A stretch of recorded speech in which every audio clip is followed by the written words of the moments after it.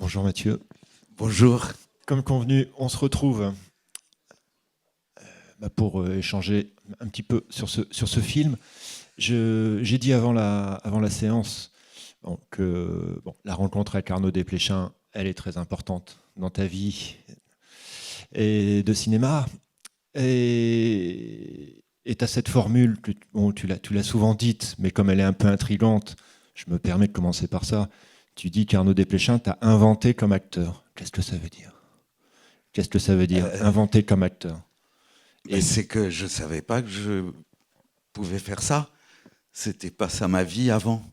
J'étais technicien, je faisais mes courts-métrages, je faisais tous les métiers dans le cinéma avec l'envie grâce à Ottavio Celiani, de fabriquer des films. Et j'aimais tous ces métiers du cinéma. Je vivais avec des actrices, donc j'ai beaucoup été en coulisses. C'est ce qui m'a fait, je crois, profondément aimer les acteurs et les actrices, notamment au théâtre, si vous voulez, toutes ces années à même pas comprendre comment ils trouvaient le courage d'y aller, quoi. Euh, et, et puis voilà, et puis un jour, on s'est croisés la nuit avec Arnaud, c'était à la Fémis, la nuit, l'école de cinéma, juste après l'IDEC. Et il y avait un homme qui est mort maintenant, qui s'appelle Jacques Gajos, qui laissait l'école ouverte la nuit pour ceux qui n'avaient pas réussi à le concours. Alors, tu montrais des rushs de ton court-métrage que tu avais tourné. Si ça lui plaisait, eh ben, on pouvait monter et mixer gratuitement la nuit, utiliser les machines, ce qui rendait furieux, évidemment, les étudiants qui, eux, avaient réussi l'école, quoi. Merde, c'est quoi ces gueux qui viennent nous... Non, mais vraiment, c'était de ce niveau-là, quoi. Donc, c'était la nuit. Et Arnaud montait La vie des morts. Et moi, je montais... quoi les, je pense sans rire. Enfin, ouais, sans rire. court-métrage. Et puis voilà, on s'est retrouvés la nuit. Et puis après, il se trouve que au festival Premier Plan d'Angers, qui est un festival où il y a beaucoup de films d'étudiants, Arnaud avait montré La vie des morts. Et puis moi, ils avaient pris mon court-métrage aussi. Et puis je sais pas ce qu'il lui a pris. Mais je comprends pas, quoi. Il me demande de faire des essais, quoi. Ça, c'était pour comment je me suis disputé. Et puis, heureusement, il m'a pas pris, quoi. Parce que c'est Emmanuel Salinger Non, qui c'est a pas pour joué. comment je me suis disputé, c'est pour le précédent. Ah oui, pardon. La Sentinelle. La Sentinelle, ouais, c'est ça.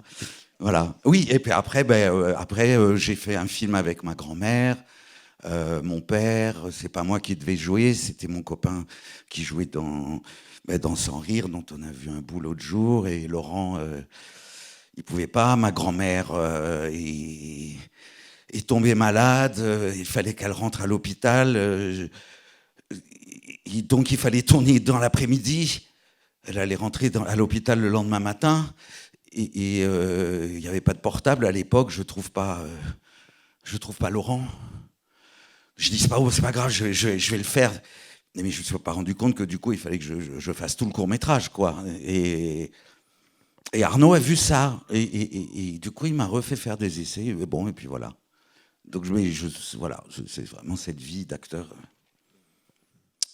qui est sincèrement, mais vraiment maintenant, ça fait vraiment un moment, mais je le considère comme ça. Et puis de toute façon, un plateau, c'est vraiment comme ça que ça se passe. C'est un autre métier manuel du cinéma. C'est tout. Il n'y a pas sur un plateau ce côté devant, derrière. Évidemment, là, waouh, on est en plus dans le cinéma d'Arnaud, on est shakespearien, quoi. Tout est héroïque.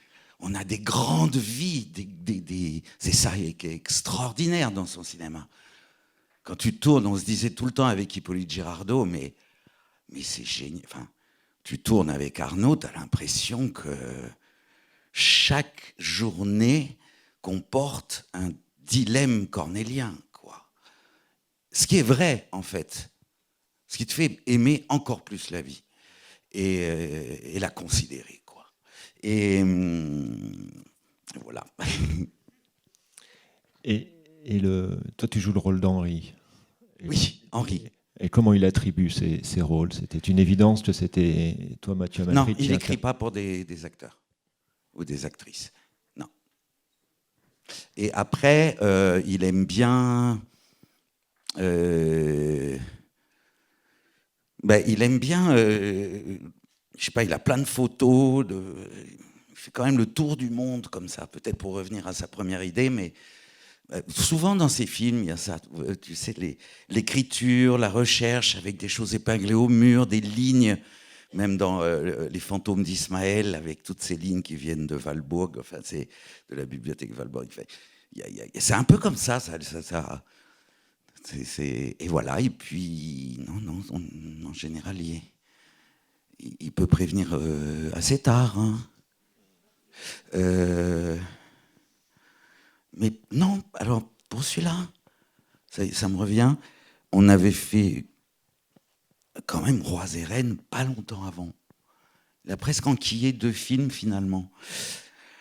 Et c'est moi qui lui dis, tu crois pas qu'il vaut mieux que tu prennes quelqu'un d'autre, quoi, parce que ça fait... Je vois pas ce que... ça va pas être très varié, quoi. Si tu reprends les mêmes... le même, quoi. Donc, non, là, ça, oui, il le savait. Ça me revient. Et moi, j'étais emmerdé. Je ne voyais pas comment proposer quelque chose d'autre. Enfin, j'étais emmerdé pour lui. Je pensais que c'était pas une bonne idée qu'ils reprennent le même, parce que Rois et Reines, c'était costaud comme personnage. Enfin, il marque. Qu'est-ce que tu voulais faire de plus que ça? Voilà. Mais ça allait parce qu'il m'a dit, tu verras, c'est choral, il y a plein de... Ce qui est vrai, et... J'aurais bien aimé le revoir ce matin, je vous avoue, mais il fallait que je continue à écrire, il faut que je rende ce soir quelque chose. Donc j'ai été courageux, je ne suis pas venu. Là, j'en ai regardé juste 10 minutes, et puis ça m'a fait regretter. Je ne l'ai pas revu, en fait, le film. Mais là, en voyant toute cette précision, par exemple, de ce ballet médical, qu'est-ce qu'il aime ça, Arnaud? Il y a ça dans tous ses films. Et c'est vraiment précis, c'est-à-dire c'est réel. Hein, je veux dire, chaque geste, c'est comme ça qu'on fait. Et pourtant, à partir de cette masse documentaire, il va aller, comme je vous disais, vers quelque chose de glorieux, qui est un mot qu'il aime beaucoup employer. Les mots qu'il aime employer, c'est ce serait plus amusant si. Donc toujours trouver quelque chose où ce serait plus amusant. Commedia dell'arte, bouffonnerie, tragique. I want more. I want more. C'est là que tu dis qu'il fait beaucoup de prises. Alors de moins en moins. Ah bon? Avec les années, de moins en moins. Non, beaucoup moins là déjà. Ça, c'était vraiment pour comment je me suis disputé. D'abord pour des raisons économiques. Et puis parce que les tournages se sont réduits en temps. Et puis aussi, c'est là où il va maintenant, de plus en plus, vers la vitesse. La vitesse de tournage, c'est très impressionnant. Là, j'ai pu faire un tout petit truc. Il y a un film de lui qui va sortir, qui est un essai qui s'appelle Spectateur, au pluriel, qui est son amour du cinéma. C'est très, très beau. Oui, ça va très, très, très, très, très vite. Il adore les défis. Hein. C'est un homme compétitif. Dans ce film, hein, le début, le prologue, il faut s'y retrouver. Hein. Il faut s'y retrouver. Non, mais dans la filiation, dans la généalogie, il installe les choses très très vite. Après, je crois qu'on s'y retrouve. Mais moi, je reconnais que dans les premières minutes, j'étais un peu paumé. C'est quand le début? C'est quoi c'est notamment avec les ombres chinoises. Ah, très, très le joli. théâtre. Ouais, comme on le voit tout à la fin avec Anne. Oui, oui, oui, oui, oui. Non, parce que ça, il adore aussi ces histoires de théâtre. Il y a ça aussi avec Benicio del Toro. Tu sais, dans Jimmy P, il y a tout un moment où, justement, ça va déclencher quelque chose dans la mémoire de l'Indien à travers les... Ah oui, oui, oui. Ah mais ça va très, très, très, très vite. Là, comme je suis On arrivé vient à de la voir. fin, la fin, ça m'a juste rappelé une chose tout d'un coup. Euh, c'est quand même drôle. Euh, donc quand il rejoint sa mère après la grève de la moelle, euh, on a des masques. Hein. Mais nous, les dialogues qui étaient écrits et qu'on s'est dit, ça continuait encore sur... Ils se chiaient dessus, ils s'envoyaient mais des saloperies à la gueule. C'était au jeu de vas-y, là, là, là. Et en post-production, comme on avait les masques, Arnaud a changé tous les dialogues pour que ça devienne doux. Enfin, forme de douceur, mais ça m'a rappelé ça. Et le cinéma est allé, d'Arnaud est allé de plus en plus vers une forme de douceur, j'ai l'impression. C'est quelque chose qu'il préfère travailler maintenant que le conflit. Et dans ton souvenir du film, dans les scènes peut-être plus difficiles que d'autres, Ah non, tu tu sais, sais, c'est pas difficile, c'est un cadeau absolument inouï. Tu veux juste essayer d'être à la hauteur du cadeau qui t'est donné. Donc il faut, de toute façon, il faut travailler le texte pour qu'il puisse faire tout ce qu'il veut. De quoi je me souviens de chutes, beaucoup de chutes. Hein. La plus difficile n'est pas celle où bam, comme ça. Bon, ça, si vous voulez savoir les coulisses, je pourrais toujours vous raconter, mais c'est de l'ordre de Méliès. Hein. C'est pas plus compliqué que ça. La combine. Mais non, le plus difficile, c'était avec Hippolyte Girardot, je me souviens. C'est toujours très très compliqué de tomber en arrière avec une chaise. Quand il fallait tirer la table, je me souviens de ce truc-là. On s'amusait beaucoup avec Hippolyte. Évidemment, avec Catherine Deneuve, on s'était déjà frotté comme ça. Mais là, c'est certain que c'était particulièrement jouissif pour tous les deux de pouvoir se... Ben oui, je t'aime pas, et je t'aime pas, et c'est pas un problème, et de toute façon, c'est pas vrai. Donc, et ça, c'est vrai que c'était... Par exemple, pour vous dire comment Arnaud travaille, sur cette scène, je me souviens, sur la balançoire, etc., avec l'histoire de s'allumer les clopes. Très simple. Vous êtes des cow-boys. Voilà, c'est un western, vous êtes des cow-boys. Voilà, il te met là-dedans. C'était aussi bête que ça. Donc même pour Éric Gauthier, le chef opérateur, etc., c'est comme si... Il faudrait presque écouter au son. Je suis sûr qu'il a dû rajouter des sons de coyote ou des trucs. Mais c'était vraiment ça. On s'allume les clopes sur le bivouac la nuit, comme dans la Sierra Madre ou je sais pas quoi. Là, il a cette espèce d'incroyable imaginaire romanesque. Je pense toujours à Shakespeare. Je pense toujours à Shakespeare. Un auteur très important pour lui, c'est Philip Roth.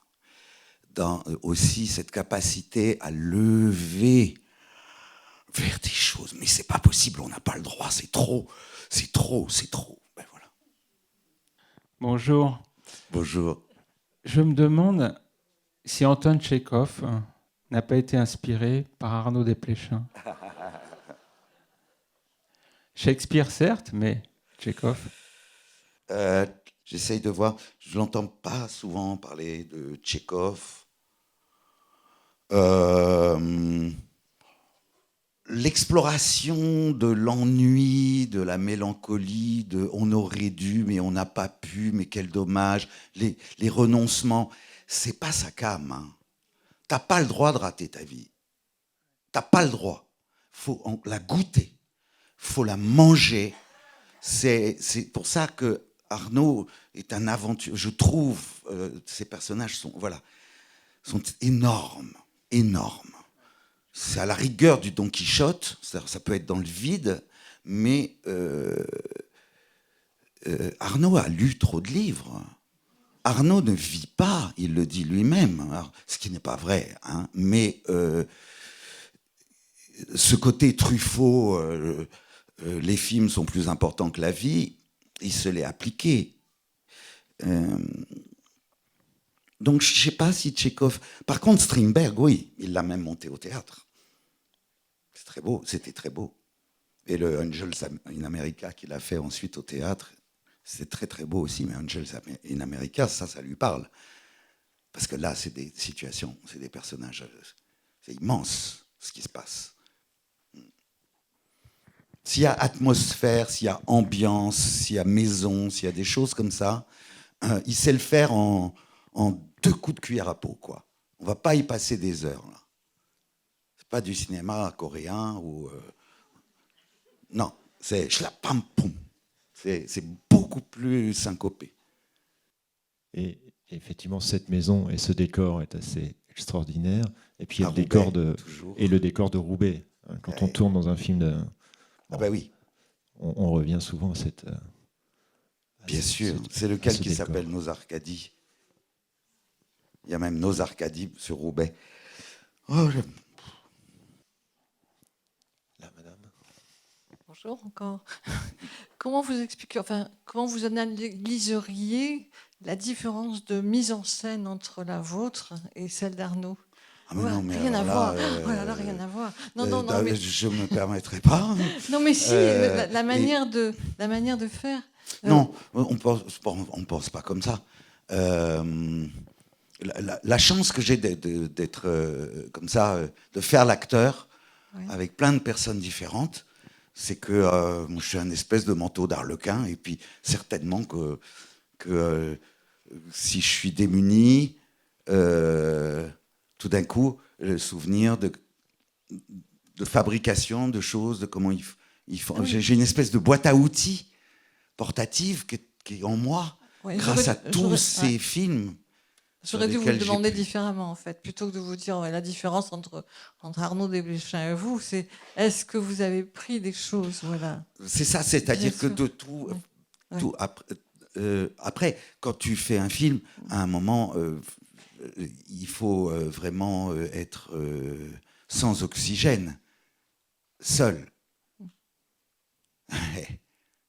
Tu peux être avec tous tes amis pendant que tu écris, toutes tes influences. C'est comme quand tu passes un examen, le bac ou la grecque ou je sais pas quoi. Tu as étudié toute l'année avec les livres, mais au moment de la grecque, tu as 7 heures, tu n'as plus de livres, tu es seul là. Donc, il faut être seul. Sinon, c'est pas intéressant. Donc, tu peux pas... voilà. Mais ils sont tous là. Les Larieux m'emmènent ailleurs. Voilà, je sais pas, c'est des espèces d'équilibrage de roue. Quand je sens que c'est trop sec, je pense aux Larieux. Quand je trouve que c'est trop mou, je dois penser à Arnaud. Si c'est trop logique, je pense à Biette. Enfin, vous voyez, ils sont tous là, donc j'ai cette chance-là. Oui, donc évidemment, il y a une empreinte indélébile. Ah bah oui, c'est et humain. débile aussi. Oui. Hein. Il y a une grande folie dans ce film que j'adore. Ah oui. Et c'est extraordinaire. Enfin, je veux dire, quand on sort de ce film, on a envie de crier, mais de rire. C'est super, quoi. Et bravo, en tout cas, pour votre interprétation. Parce que c'est encore un personnage de folie. Enfin, vous donnez à fond dans ce rôle, mais c'est peut-être simple pour vous. Mais nous, en tant que spectateurs, on en prend plein la figure. Hein. C'est Arnaud. On est... Vous êtes emporté par lui. Ouais. Mais alors, quand vous dites la vie, ben voilà, c'est ça qui me vient. En fait, je crois que les films d'Arnaud ont plus compté dans ma vie que fabriquer des films. Dans ce que je vous disais, on n'a pas le droit de rater sa vie, on doit vivre des grandes choses. Ah oui, ah ça oui. Et les films d'Elarieux, voilà, aussi, on nourrit ma vie de l'aventure du couple, qui est l'aventure ultime. Enfin, tout le cinéma d'Elarieux tourne autour de cette question de la comédie de remariage, finalement, du désir, de renouveler le désir, la surprise, ça c'est plutôt dans ma vie, voilà, comme on fait tous avec les films, qui nous aident tous à résoudre parfois même des questions morales. Un film, un personnage. Madame. Après, on se fait lire aussi les scénarios où Arnaud vient faire le cobaye ou des trucs. Il y a tout ça, évidemment. Après, on s'aide entre collègues, quoi. Alors moi, j'ai une question. Vous avez travaillé beaucoup avec des gens que vous aimez. Est-ce que vous avez refusé beaucoup de films à d'autres réalisateurs ou producteurs? Est-ce qu'il y a des... On vous demande de jouer, vous dites non, je ne veux pas. Est-ce que ça arrive fréquemment ou jamais? Voilà ma question. Oui, ça arrive, hein, bien sûr. Bien sûr. Oui. Comme c'est pas mon métier, a priori, vraiment, franchement, hein, je sais pas le faire. Je le fais que quand c'est irrésistible. Sinon, mon boulot, c'est d'essayer de fabriquer un autre film. Et puis là, depuis 4 ans, je joue plus, en fait. J'ai arrêté, vraiment. J'ai vraiment arrêté. Mais bon, voilà, Amos Guita, le mec, il est à l'hôpital, il va crever, il te dit, oh, j'ai envie de faire un autre film. J'ai lu ça, il te nique, quoi. C'est pas payé, tu y vas 3 jours. Alors c'est sur Freud et Einstein, voilà, tu vois. Ok, et je fais quoi, moi? Je sais pas. Mais c'est-à-dire, et puis après, une semaine avant, il dit, peut-être tu pourrais faire Freud, ok. Et Micha, il va faire Einstein, d'accord. Il y a un scénario, bientôt. On tourne genre 15 jours après, hein. Et bon, moi j'ai juste étudié Freud, quoi. Et puis après, t'improvises. Rien d'écrit, il n'y a pas une ligne, rien.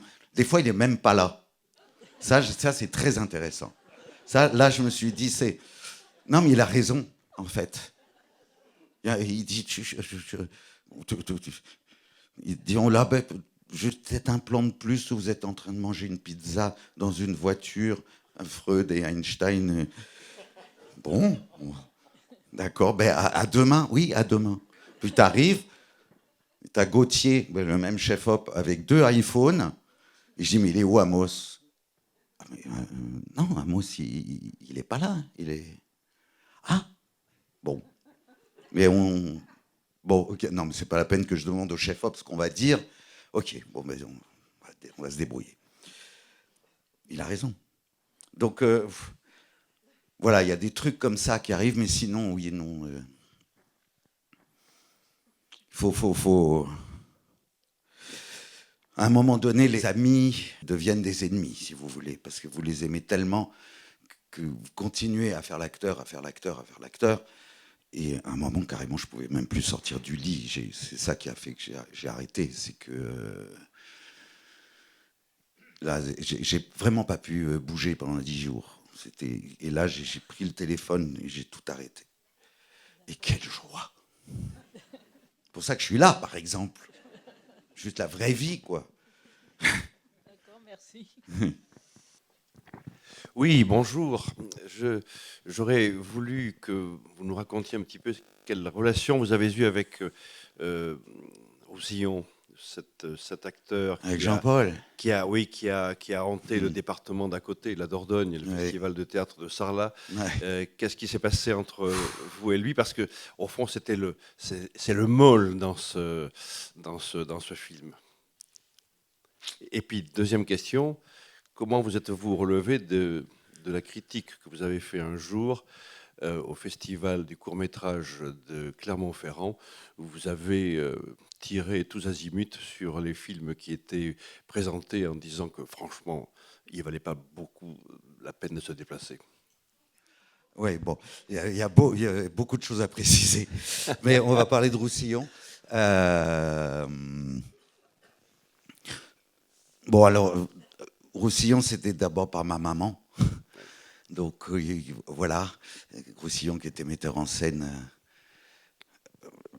Et puis après, ben, j'ai eu la chance juste de jouer avec lui 2 fois. Et puis, je l'ai après connu. Dans Roi et Reine. Oui. Roi et Reine. Et oui, quand il fait l'épicier, tu sais, le père épicier, avec le braquage. J'ai connu beaucoup avec Jeanne Balibar parce qu'ils jouaient ensemble. Donc voilà, je traînais par là et puis voilà. C'était vraiment très chouette, quoi. Enfin, bon. Oui, là, tout d'un coup, vous me parlez de lui. Il me manque, je me souviens de lui. J'ai des images de lui juste à Roubaix où il racontait des histoires. Avec cette bouille à la fois enfantine et de Yoda un peu. Quelqu'un qui sait tout et quelqu'un qui est toujours ravi de la crèche, quoi. Ce mélange-là, ce qui était très beau. Et pour Clermont-Ferrand, pour dire tout précisément. Oui. C'est pas du tout ce que vous avez raconté, c'était beaucoup plus généreux et important que ça. D'abord, c'était il y a très très très longtemps, c'est pour ça que depuis, j'ai systématiquement refusé de me retrouver en position de pouvoir de quoi que ce soit, donc je ne vais plus dans aucun jury, aucune commission, plus jamais. Et on parle de ça, je pense que c'était il y a 30 ans ce truc. Je faisais un film avec des enfants du Secours populaire pendant 1 an, tous les week-ends, un week-end par mois, avec les enfants de l'aide aux devoirs. On a fabriqué un film. Ils ont fabriqué un film. Et le festival de Clermont-Ferrand, où tous mes films avaient toujours été refusés, d'ailleurs, avait dit on pourrait le montrer en ouverture. Voilà, et c'était super pour le Secours populaire. Voilà, et puis je sais pas, ils m'ont dit faire partie du jury. J'ai dit oui, pourquoi pas. Et après il n'y avait pas de président du jury. Il n'y a pas de président. On était 4-5, et c'était plutôt une réflexion sur le fait qu'au niveau de l'enfance, c'est-à-dire au niveau du court métrage, on vous apprend déjà que si tu veux faire du cinéma professionnel, tu es pris en officiel. Mais si tu veux faire de l'art ou du cinéma, tu es dans des putains de sélections parallèles. C'est-à-dire qu'au niveau du court-métrage, parce que c'est le festival de Cannes du court-métrage Clermont-Ferrand, eh bien, déjà, on vous fout dans le putain de moule de l'industrie et de l'art. Et nous, on a voulu donner un prix à un film de la sélection parallèle. Ils étaient tellement plus intéressants. Le problème, on a donné plein de prix, c'est pas ça, c'est que tous les films qui étaient sélectionnés, qui avaient le droit à l'officiel, étaient des films produits par France 2, avec du bon sentiment à la fin.